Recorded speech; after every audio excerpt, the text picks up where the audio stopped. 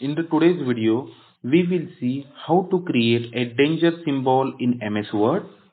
This symbol you can use for a danger signboard. You can easily create a danger signboard using MS Word.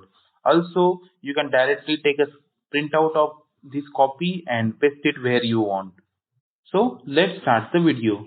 To add danger symbol, I am writing danger ahead, and below this we will add a symbol of danger.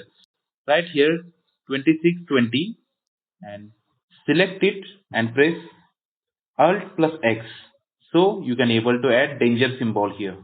So directly you can take a copy of it and paste it wherever you want. To take a copy, you can directly press Ctrl P to take a copy and you make it as a PDF. And so hope this video is helpful to you. If yes, please share this video with your friends and don't forget to like and subscribe to our channel.